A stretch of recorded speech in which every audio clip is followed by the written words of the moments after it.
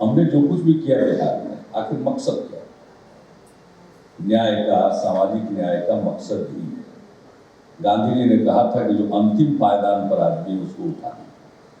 किसी चीज के बारे में उन्होंने कहा था कि अगर कोई काम कर रहे हो तो उसको जज करना है कि ये काम सही है या गलत। तो सबसे पहले देखो कि इससे जो अंतिम पायदान पर आदमी है, इंसान है, उसके जीवन में कोई तब्दीली आएगी क्या, इससे उसका भला होगा तब समझो कि वो नीति या वो कार्यक्रम सही है। हम उसी से गाइडेड होते हैं। समाज में हर तबके में जो अंतिम इंसान, दलित समाज को कई प्रकार के अलग से उनको सहायता देने का प्रबंध किया गया, केंद्र में भी, राज्यों में। हमने देखा कि दलित समाज में भी एक तबका ऐसा है जो और ज्यादा हासिल पर, तो उसको हम लोगों ने चिन्हित किया, एक कमीशन बनाया, महादलित आयोग गठित कर, और उनके लिए हमने जो कुछ भी अनुसूचित जाति के लोगों को उपलब्ध था उसको कायम रखते हुए उसके अलावे उनके लिए कार्यक्रम बनाए कि ये भी मुख्य धारा में है। हमारे 12.5% बच्चे स्कूलों के बाहर रह जाते हैं। स्कूलों में उनको पहुंचाने का इंतजाम हमने शुरू किया, तो 2 साल के बाद हमने महसूस किया कि अभी भी बच्चे जो 8% के करीब बाहर रह गए, ये हैं कौन? तो देखा कि इसमें अधिकांश वो हैं जिन्हें आज हम महादलित करते हैं और अल्पसंख्यक समाज के। इसलिए उनके लिए एक अलग स्कीम बनाई और उसके माध्यम से उनको स्कूलों तक पहुंचाने की हमने चेष्टा की। तो ये हमारा प्रयास होता है। इसका इस प्रकार से सामाजिक विश्लेषण, आप जातिगत विश्लेषण करना सही नहीं।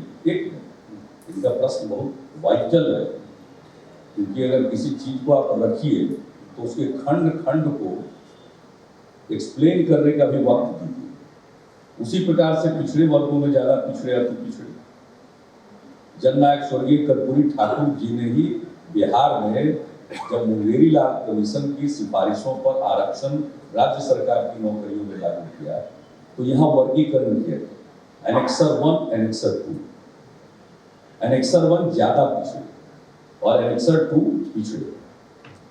तो अति पिछड़ों के कल्याण के लिए और ज्यादा काम, यानी पिछड़ों में भी ज्यादा पिछड़े, हम उसके हिमायती रहे। तो अति पिछड़े वर्ग के लोग, पिछड़े वर्ग में सबके लिए हो रहा है। दलित समाज में जो महादलित समाज के लोग हैं उनको चिन्हित करके उनको भी मुख्य धारा में लाने के लिए विशेष पहल हुई। और एक बात मैं आपको बता देता हूँ, यह सब काम करते हुए हमने जो स्कीम्स लागू की बिहार, वो यूनिवर्सल थी। अब एक उदाहरण देंगे, लड़कियों के लिए पोशाक योजना और उसके बाद साइकिल योजना क्लास 9, ये यूनिवर्सल स्कीम है।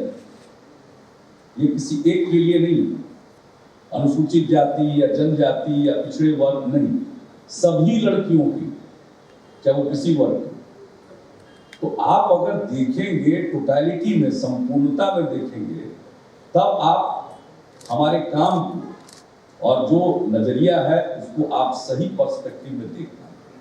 वरना आजकल एक जिस तरह से कहिए कि आम तौर पर होता है कि सब चीज को एक ही तरह से आप समेट लीजिए, तो उसमें हमको कोई एतराज नहीं है, लेकिन पूरे पर्सपेक्टिव में बात नहीं है। तो आप जो समझते हैं कि जातियां हैं, लेकिन इसकी सच्चाई को समझते हुए सबके विकास की कोशिश होनी चाहिए। जातिवादी राजनीति के हम पक्षधर नहीं, लेकिन जातियों का अस्तित्व है। कोई अगर कहता है कि नहीं है तो सही नहीं बोल रहा, सत्य बोल रहा है। रोजमर्रे के जीवन में वो इसको महसूस करता है और इसके बाद भी कहता है कि ये सच नहीं, सच है। लेकिन आप जो अल्टीमेट कोई निर्णय लीजिए उस भावना से प्रभावित मत होइए, सबके लिए सोचिए, और जो पीछे छूट गया तबका है उसको आगे लाने के लिए विशेष पहल करनी। ये हमारा नजरिया रहा और इसी के हिसाब से आगे चल रहे हैं। और आप बताइए, एक भी उदाहरण दीजिए।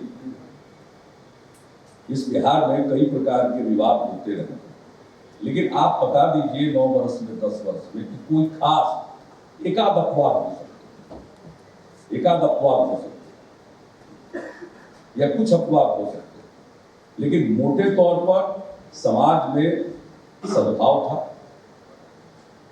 सौहार्द था, चाहे वो विभिन्न धर्म के लोगों के बीच में हो या विभिन्न जाति बिरादरी के लोगों के बीच में, एक माहौल अच्छा, इसको आप इनकार नहीं कर सकते।